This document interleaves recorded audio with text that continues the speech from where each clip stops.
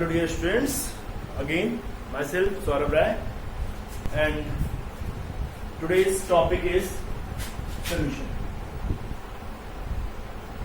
Last class में हमने discuss किया था homogeneous and heterogeneous mixture and the homogeneous mixture आपको मैंने बताया था the mixture which have uniform composition through out और एग्जांपल आपको शरबत वाला दिया था, ठीक है। तो जो सोल्यूशन की अगर हम बात करें तो पहली बात ये होगी कि सोल्यूशन होता क्या है। उसी दिन मैंने बताया था कि होमोजेनियस मिक्सचर का एक टाइप होता है सोल्यूशन और उसी सोल्यूशन को हम डिस्कस करेंगे। What is the solution, definition of solution and types of solution, ये चीजें आज इस क्लास में डिस्कस होंगी। ओके, तो सबसे पहले सोल्यूशन, अगर कोई डेफिनेशन पूछे the homogeneous mixture,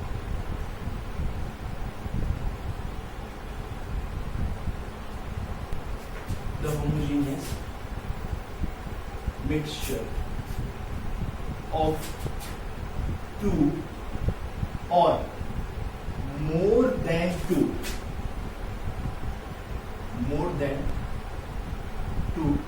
components. The homogeneous mixture of two or more than two components are called solution. दो या दो से ज्यादा कंपोनेंट का, सब्सटेंस का, मैटर का जो होमोजेनियस मिक्सचर होगा उसको हम सॉल्यूशन बोलेंगे। फॉर एग्जांपल, ये आपने कोई पॉट ले लिया, कोई बीकर ले लिया, इस बीकर में वाटर डाल दिया, ठीक है, और इसमें आपने शुगर भी डाल दिया। तो शुगर को जब आप स्टीयर करेंगे तो पूरी तरह से वो मिक्स हो जाएगा। तो ये हमारा होगा सॉल्यूशन। इसमें दो कंपोनेंट है, क्या क्या? एक कंपोनेंट है हमारा शुगर और दूसरा कंपोनेंट है हमारा वाटर। अब अगर कंपोनेंट ऑफ सॉल्यूशन बात करें तो इसमें दो कंपोनेंट होते हैं। कौन कौन से? एक कंपोनेंट होता है जो इस सॉल्यूशन में डिसॉल्व हुआ है। कौन डिसॉल्व हुआ है? शुगर डिसॉल्व हुआ है। और दूसरा कंपोनेंट होता है जिसमें कोई कंपोनेंट डिसॉल्व होता है। ध्यान रखिएगा, जो डिसॉल्व हुआ है और जिसमें डिसॉल्व हुआ है, the substance which dissolve and the substance in which dissolve other substance. तो दो चीजें होती है जिसमें डिसॉल्व होता है, ध्यान रखिएगा, that is called solvent. Okay, that is called solvent. और जो डिसॉल्व होता है दैट इज कॉल्ड सॉल्वेंट, ठीक है। इसका मतलब आप सॉल्यूशन को दूसरे तरीके से भी डिफाइन कर सकते हैं, solution having two component of homogeneous mixture that is solute and solvent. सबसे बड़ी प्रॉब्लम ये होती है कि आप कैसे डिसाइड करोगे कि सब्सटेंस में सॉल्यूट और सॉल्वेंट है क्या, ठीक है। तो इसके कुछ बेस मैं बता देता हूं आपको। पहला तो फिजिकल प्रॉपर्टी बेस है, फिजिकल प्रॉपर्टी बेस। सॉल्यूशन में जो सॉल्वेंट की फिजिकल प्रॉपर्टी होगी या जिस सब्सटेंस की फिजिकल प्रॉपर्टी सबसे ज्यादा होगी वही सॉल्वेंट का काम करेगा। अब कहें सर जरा आपको प्रूफ करके दिखाइए।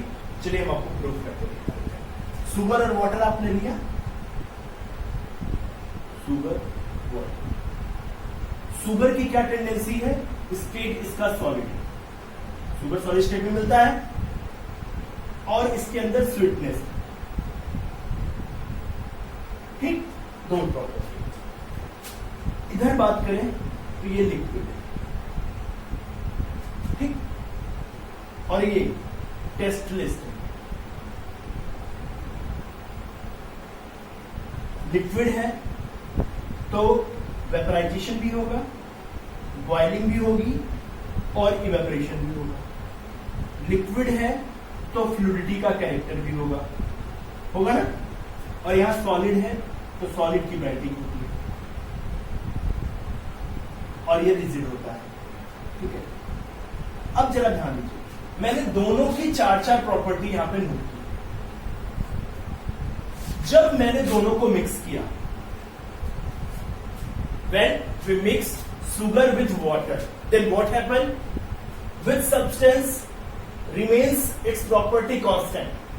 अगर कोई जो सब्सटेंस अपनी प्रॉपर्टी को कांस्टेंट रखेगा वही आपका सॉल्वेंट होगा, मतलब पूरे के पूरे सॉल्यूशन में आपको उसी की प्रॉपर्टी देगी। चलिए, जब मिक्स किया तो जो आपका सॉल्यूशन बना वो कैसा बना, सॉलिड बना या लिक्विड बना? आप कहेंगे सर जो शुगर और वाटर का सॉल्यूशन बना है, शुगर और वाटर का जो सॉल्यूशन बना है सर वो लिक्विड होगा। इसका मतलब प्रॉपर्टी किसकी? वाटर की। इसकी प्रॉपर्टी कैसे? चलिए, अब जो सॉल्यूशन बना वो टेस्टलेस बना या स्वीटनेस वाली? स्वीटनेस आएगी, सही बात है, वो स्वीट होगा, मीठा होगा। चलिए, मतलब इसकी प्रॉपर्टी खत्म हो गई और इसकी प्रॉपर्टी आगे से। ओके, चलिए, अब जो सॉल्यूशन बना उसकी मेल्टिंग होगी या वेपराइजेशन, बॉइलिंग, इवेपोरेशन होगा। आप तुरंत कहेंगे सर लिक्विड है तो जाहिर सी बात है वेपराइजेशन होगा, बॉइलिंग होगी, बॉइलिंग होगी और इवेपोरेशन। ओके, ठीक। और फिर जो सॉल्यूशन है वो रिजिड है या उसको फ्लूइड है? तो आप तुरंत जवाब देंगे सर वो तो फ्लूइड है। तो बेटा किसकी प्रॉपर्टी आपको ज्यादा दिखी? ये 4 प्रॉपर्टी लिया, 3 वाटर की मिली और 1 शुगर की मिली। इसका मतलब सॉल्वेंट कौन होगा? सॉल्वेंट हमेशा इस कंडीशन में आपका वाटर। तो जो दूसरा सब्सटेंस है वो कौन होगा? तो सॉल्वेंट। ये तो बात हो गई जब कोई एक सब्सटेंस स्टेट डिफरेंट है या इस तरह से। हम आपको एक टाइप्स बताएंगे जिसमें स्टेट के बेस पे सॉल्यूशन का टाइप है, ठीक है। दूसरी जो बेस है सॉलिड सॉल्वेंट डिसाइड करने का फिजिकल प्रॉपर्टी के बाद, वो बेस है कॉन्सेंट्रेशन बेस।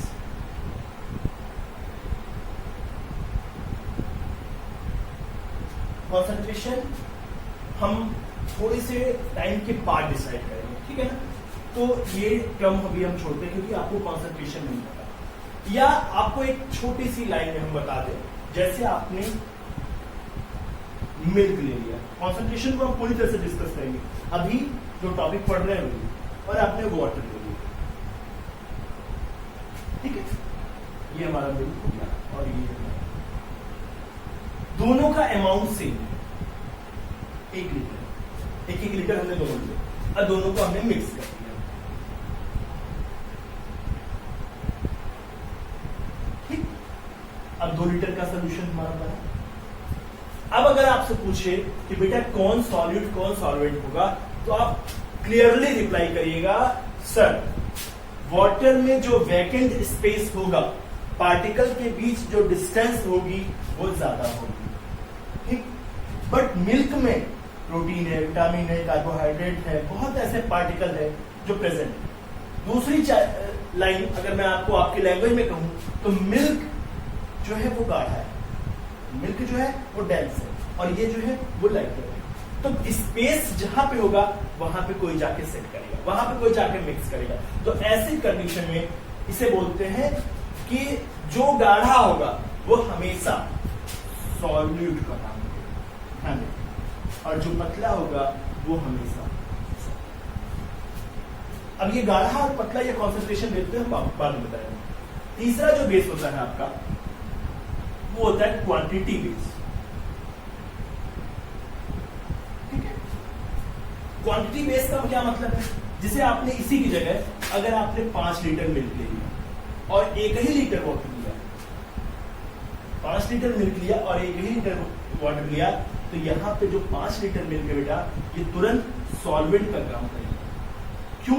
क्योंकि 5 लीटर मिल्क में जब आप 1 लीटर पानी मिलाएंगे तो मिल्क की प्रॉपर्टी ज्यादा दिखेगी ना कि वाटर। क्या राइट? मिल्क की प्रॉपर्टी ज्यादा दिखेगी। 5 लीटर मिल्क है, देखिए अगर 5 लीटर वाटर में 1 लीटर मिल्क मिक्स कर दिया आपने, 5 litre water and 1 litre milk, तो वाटर की प्रॉपर्टी दूध भी आपका पानी जैसा दिखेगा। पानी जैसा दिख रहा है प्रॉपर्टी किसकी ज्यादा? वाटर की। तो ये चीज है, ये क्वांटिटी बेस्ड है। ऐसे आप डिसाइड करेंगे कि सॉल्यूशन में कौन सॉल्यूट है कौन सॉल्वेंट है, ठीक है। चलिए आते हैं हम types of solution. Types of solution, 3 base पे मैंने सॉल्यूशन को क्लासिफाई किया हुआ है, साइंटिस्ट ने किया हुआ है सारी चीजें। वो 3 बेस क्या क्या है? पहला जो बेस है वो है कॉन्सेंट्रेशन बेस या concentration in on the basis of amount of solute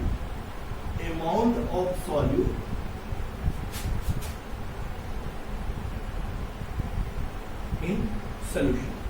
solution में सॉल्यूट कितना प्रेजेंट है उसके बेस पे सॉल्यूशन कितने टाइप का होता है। दूसरा जो बेस है वो on the basis of size of particle size, जो पार्टिकल की साइज है उसके बेस पे सॉल्यूशन कितने टाइप का होता है। और तीसरा जो बेस है वो state of solute and solute. 3 base पे सॉल्यूशन के टाइप्स को बताया गया है, टाइप्स ऑफ सॉल्यूशन। मैं थोड़ा सा डिटेल में बताऊंगा आपको, ठीक है? आपकी बुक में कम ही है लेकिन हम यहां पे ज्यादा डिस्कस करेंगे। Amount of solute in the solution, size of particle, state of solute. अगर हम ऐसे ध्यान दें कि कौन कौन सा टाइप हो सकता है, तो इसका मतलब जैसे जैसे अमाउंट ऑफ सॉल्यूट का वेरिएशन होगा सॉल्यूशन में, वैसे वैसे आपका टाइप्स ऑफ सॉल्यूशन बदलता जाएगा। दूसरा जो क्लासिफिकेशन, साइज ऑफ पार्टिकल के बेस, इसका मतलब छोटी साइज का सॉल्यूशन कुछ बोला जाएगा, बड़ी साइज में कुछ बोलेंगे, और बड़ी साइज होगी तो कुछ बोलेंगे। तीसरा जो टाइप है वो state of solute and solvent, मतलब सॉल्यूट और सॉल्वेंट के स्टेट को अगर हम बदलते जाएंगे तो हमारा टाइप्स ऑफ सॉल्यूशन क्या होता जाएगा, वो चेंज होता जाएगा। ठीक है, चलिए स्टार्ट करते हैं हम अपना first topic.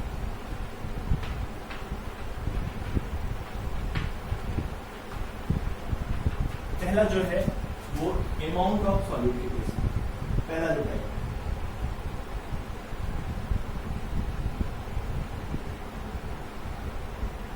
Amount of.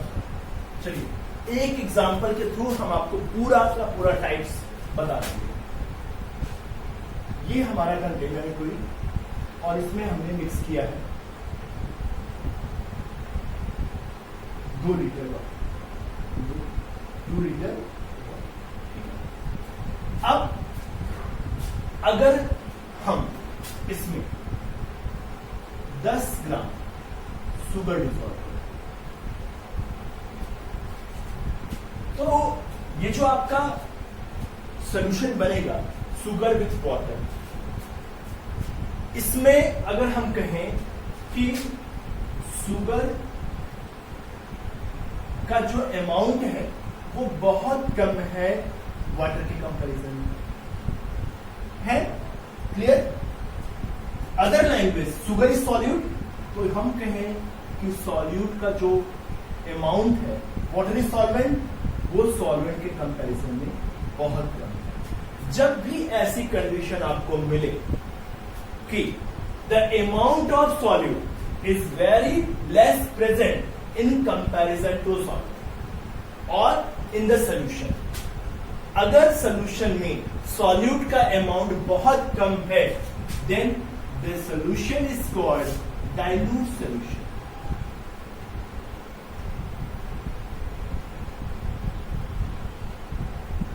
Dilute solution definition आप अपने से करेंगे क्या? When the amount of solute is very less present in the solution, then it is called dilute solution. Okay, चलिए ये तो पहली कंडीशन। दूसरी कंडीशन, अगर हमने इस शुगर 20 और 30 ग्राम ले, यहां पे डिफ्यूजन होते हैं। चलिए इसको कर लेते हैं। अगर हमने शुगर 10 ग्राम की जगह 20 से 30 ग्राम, ठीक है? या एक ऐसी, और एक चीज और बता दें, ये 2 लीटर जो वाटर है इसकी मैक्सिमम कैपेबिलिटी है डिसॉल्व करने की, वो है 600 ग्राम। ये 100 ग्राम से ज्यादा शुगर डिसॉल्व नहीं कर सकता, ऐसा हमने कंसीडर किया हुआ। तो अगर हमने 10 ग्राम लिया तो 100 ग्राम के कंपैरिजन में बहुत कम है, तो ये आपका डाइल्यूट सॉल्यूशन। बट अगर हम 10 ग्राम के कंपैरिजन में देखें तो 20 और 30 ज्यादा है। इसका मतलब जो आपका शुगर है वो कम तो है बट बहुत कम नहीं है। ये मैंने 2 लेस देन किससे, वाटर। इसका मतलब solute is less but not very less, solute, ठीक है। और दूसरी लैंग्वेज में इसमें जो आपका सॉल्यूट प्रेजेंट है वो डाइल्यूट सॉल्यूशन से ज्यादा प्रेजेंट है ना। तो if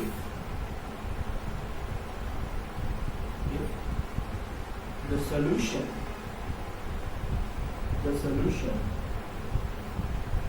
contain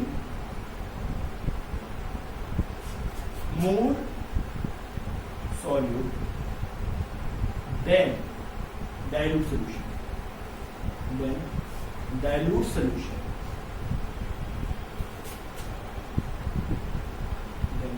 then it is called concentrated solution।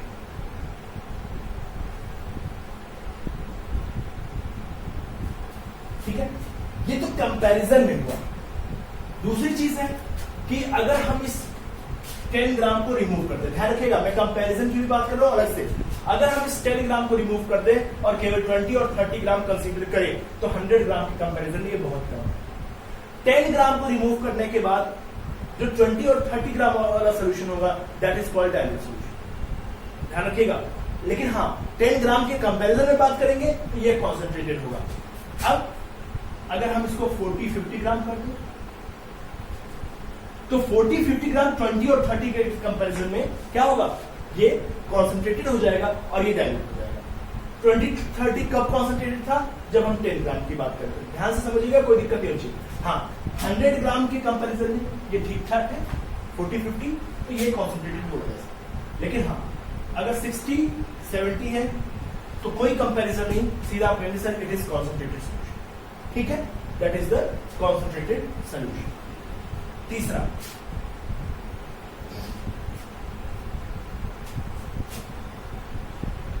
अगर शुगर का जो अमाउंट है वो थोड़ा सा ही कम है, ठीक है। अब यहां पे अगर हमने 100 ग्राम शुगर लिया, ठीक है, अगर शुगर 100 ग्राम लिया तो 100 ग्राम से ज्यादा कैपेबिलिटी नहीं है। तो इसका मतलब ये जो सोल्यूशन होगा, जैसे आप खाना खाते हैं तो खाना में अगर मान लीजिए आप खाना 5 पूड़ी सब्जी खाते हैं, अगर हम आपको 1 पूड़ी दें पता ही नहीं चलेगा, तो इसका मतलब डाइल्यूट।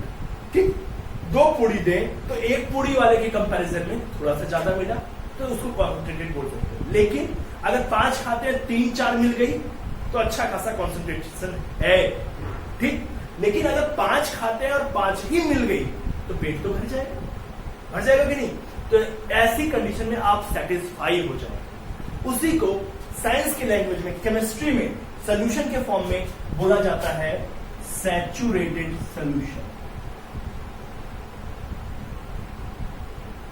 डिफाइन अगर करेंगे तो no more amount of solid can be added after 10 gram. 10 gram के बाद एक ऐसा अमाउंट सॉल्यूट का जिसके बाद सॉल्यूशन में और डिसॉल्व नहीं किया जा सकता है, that is called saturated solution. या दूसरी लैंग्वेज में कहें कि maximum amount of solute present in solution.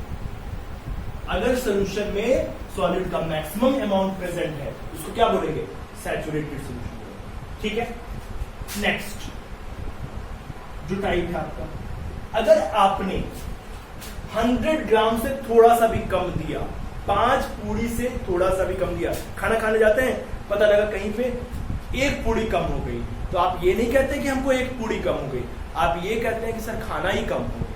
ये कौन सी बात हुई भाई, अब आप ज्यादा खाते हो तो दैट योर फॉल्ट। तो आप क्या कहोगे, हमारा पेट नहीं भरा। उसी तरह से सोल्यूशन कहता है कि हम अनसैचुरेटेड हैं, अनसैचुरेटेड। जब डिफिनेशन कहेंगे तो आप कहेंगे कि some amount of solute can be added, या if the solute present less than saturated solution, अगर सैचुरेटेड सोल्यूशन से कम सॉल्यूट प्रेजेंट है तो solution will be called unsaturated solution. ठीक, next and last what that is, अगर आपकी capability 5 पूड़ी खाने की है और आपने 6 खा लिया, 7 खा लिया, तो प्रॉब्लम हो सकती है। कई तरह की प्रॉब्लम, अलग अलग प्रॉब्लम हो सकती है भाई, वो आप लोग जाने। ठीक है, तो ऐसी कंडीशन में आप सुपरमैन भी बन सकते हो। ठीक है, सुपरमैन क्या है, नॉर्मल आदमी जो होता है उससे उसकी एक्टिविटी जो होती है वो बहुत ज्यादा होती है। शक्तिमान थे भाई, और भी सुपरमैन की बहुत सी मूवी आपने देखी होगी। तो इस अगर 100 ग्राम से ज्यादा शुगर डिसॉल्व कर दिया आपने तो वो भी सुपरमैन बन जाएगा, और उसको बोलेगा super saturated solution. The amount of solute present in the solution more than saturated solution, अगर सैचुरेटेड सॉल्यूशन से ज्यादा है तो सुपर सैचुरेटेड, अगर सैचुरेटेड सॉल्यूशन से कम है तो अनसैचुरेटेड, अगर मैक्सिमम अमाउंट है तो सैचुरेटेड, बहुत थोड़ा अमाउंट है तो डाइल्यूट, उससे ज्यादा है तो concentrated.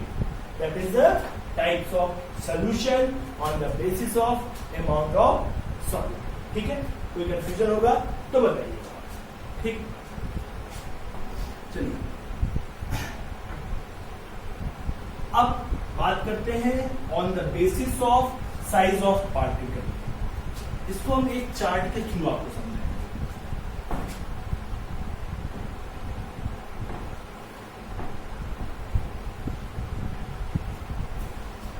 On the basis of size of particle. ठीक है, चलिए 3 टाइप का होता है। दूसरा जो टाइप है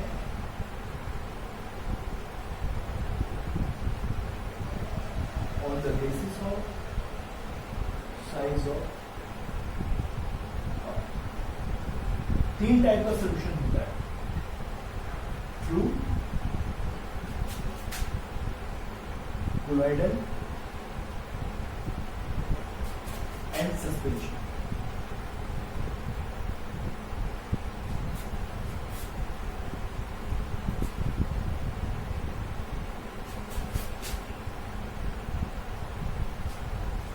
अगर साइज की बात करें, साइज के बेस पे ही बात कर रहे हैं, तो यहां पे जो पार्टिकल की साइज होती है वो लेस देन 1 नैनोमीटर। ठीक है, और यहां पे 1 to 1000 नैनोमीटर, और यहां पे ग्रेटर देन 1000 नैनोमीटर। ठीक है, ये साइज ऑफ पार्टिकल के बेस पे सोल्यूशन का टाइप है। पहली लाइन में आप what is the true solution, true solution size of particle is 1 nanometre, colloidal solution 1 to 1000 nanometre, greater than 1000। ठीक है, जो अपीयरेंस है ट्रू सोल्यूशन का, ये पूरी तरह से होमोजीनियस होता है।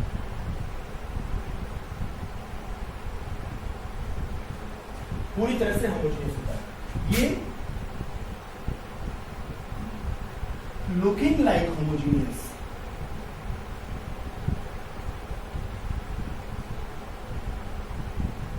बट हेट्रोजीनियस होता है।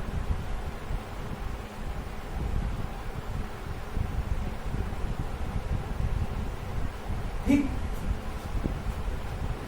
और ये पूरी तरह से हेट्रोजीनियस होता है।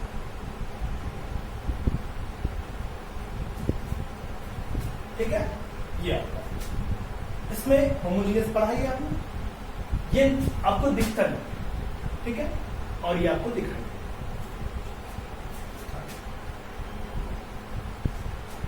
साइज ऑफ पार्टिकल इतने छोटे होते हैं कि ये फिल्टर पेपर को पास करते हैं।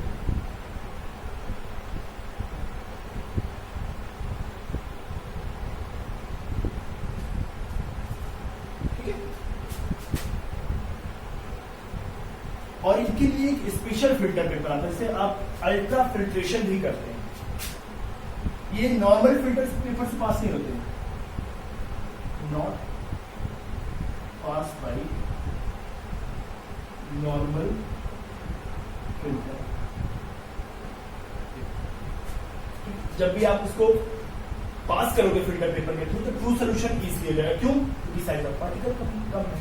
ये थोड़ा सा साइज ऑफ पार्टिकल बड़े होने के नाते नॉर्मल से नहीं होता है, लेकिन अल्ट्रा फिल्ट्रेशन के थ्रू इसको फिल्टर इसको कैन नॉट फिल्टर, किसी भी तरीके से आप फिल्टर नहीं कर सकते हैं। क्यों? क्योंकि साइज ऑफ पार्टिकल बहुत बड़ी। नेक्स्ट टाइप जो है ये शो टिंडल इफेक्ट।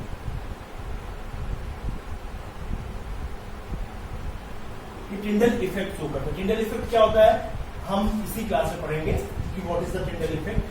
इसको डिटेल में जब पढ़ेंगे तो आपको समझ में आ जाएगा कि टिंडल इफेक्ट होता है। और ये मे और मे नॉट कर भी सकते हैं और नहीं, जनरली नहीं करते। और ये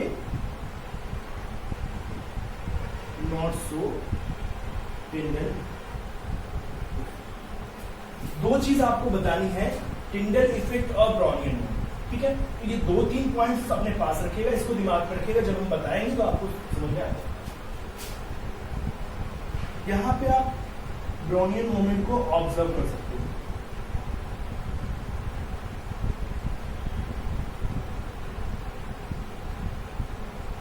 ठीक है, और ये depend upon condition.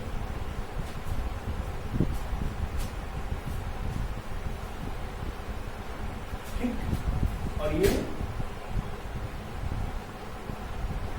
Not observe. एक प्रॉपर्टी और है, यही मेंशन कर देते हैं, इसलिए 6 नंबर पे।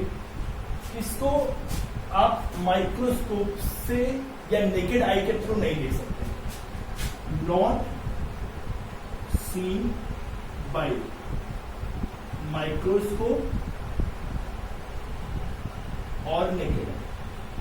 जब आप माइक्रोस्कोप से नहीं देख सकते तो नेकेड आई से तो कोई सवाल ही नहीं पैदा होता है। और ये जो है ये सीन बाय माइक्रोस्कोप। क्यों? क्योंकि साइज ऑफ पार्टिकल थोड़ी सी बढ़ गई है। और ये आपका जो है you can see by naked eye. एक बार देखिएगा थोड़ा सा, क्या true solution size of particle less than 1 nanometre, homogeneous nature होता है। साइज ऑफ पार्टिकल इतनी छोटी होती है कि आप माइक्रोस्कोप या नेकेड आई से नहीं देख सकते हैं। फिल्टर पेपर को पास कर जाता है। क्यों? क्योंकि जो होल होता है वो इसके साइज ऑफ पार्टिकल से बड़ा होता है, तो पार्टिकल इजिली पास हो जाता है। टिंडल इफेक्ट और ब्राउनिंग मोमेंट, ये 2 पॉइंट्स आप दिमाग में रखिएगा, जब मैं पढ़ाऊंगा तो उसको कोरिलेट कर दीजिएगा। और यहाँ पे 1 to 1000 नैनोमीटर साइज। कंपैरिजन कुछ नहीं करना, आपको केवल कंपेयर दिमाग में रखना है। Look like homogeneous but heterogeneous. Systematic चल रहा है, होमोजीनियस दिखता है बट होता नहीं है, और होता नहीं है हेटेरोजीनियस। ठीक, नेकेड आई से माइक्रोस्कोप से नहीं देख सकते हैं, माइक्रोस्कोप से देख सकते हैं, नेकेड आई से देख सकते हैं। ध्यान रखिए, फिल्टर पेपर को नहीं पास होगा, स्पेशल फिल्टर पेपर चाहिए, ये पास ही नहीं हो सकता है। टिंडल इफेक्ट शो करता है, कर भी सकता है, नहीं भी, अगली चीज। तो ये दिमाग में रखेगा आपका टाइप्स ऑफ सॉल्यूशन, 2 टाइप्स का। और जो on the basis of state है, on the basis of state, इसको हम नेक्स्ट क्लास में डिस्कस करेंगे, ये टाइप्स और सॉल्यूशन की कॉन्सेंट्रेशन। ठीक है, ध्यान रखिएगा, नेक्स्ट क्लास बहुत इंपॉर्टेंट है, क्योंकि हम उसमें आपको कॉन्सेंट्रेशन पढ़ाएंगे और आप कॉन्सेंट्रेशन कैसे निकालते हैं ये भी वहां पे बताएंगे। सॉल्यूशन का ये लास्ट टाइप डिस्कस करने के बाद, हालांकि ये आपके सिलेबस में नहीं है, लेकिन फिर भी आपको थोड़ा सा बताएंगे। ठीक है, और आज आप सोचे होंगे कि आप, सर ने पूछा नहीं कि आप लोग कैसे हैं, पूछ लेते हैं कि आप लोग कैसे हैं। भगवान से मैं यही दुआ करूंगा कि सब लोग जहां भी रहें स्वस्थ रहें, मस्त रहें। अपनी पढ़ाई को आप कंटिन्यू रखिए, कोई भी डिस्टर्बेंस नहीं होना चाहिए आपकी पढ़ाई में। क्यों? क्योंकि जो आपकी पढ़ाई है वो आपके फ्यूचर के लिए बहुत ज्यादा नहीं, सबसे ज्यादा इंपॉर्टेंट है, क्योंकि यही एक चीज है जिसके थ्रू आप कुछ भी अचीव कर सकते हैं अपनी लाइफ में। ठीक है, तो टाइम है तो उसका सही से यूज करिए, खेलिए कूदिए, सब कुछ करिए, मस्ती करिए, किचन का काम सीखिए, खाना बनाना सीख लीजिए, क्योंकि कल को आप बड़े होंगे, आपको हॉस्टल में रहना होगा, तो फिर आप कैसे मैनेज करोगे। तो अपने पेरेंट्स के साथ थोड़ा सा ऑनेस्ट होइए, उनके साथ वर्क में उनका साथ दीजिए, और जो संक्रमण है, जो ये महामारी फैली हुई है, इससे बचने के लिए जो आप उपाय कर सकते हैं, जैसे साफ सफाई बहुत ज्यादा इंपॉर्टेंट है। आसपास भी अगर आप साफ नहीं कर सकते हैं तो प्लीज उस जगह को आप गंदा मत करिए, ठीक है। और आज के लिए बस इतना ही, मिलते हैं आपसे नेक्स्ट वीडियो में। Thank you, have a nice day.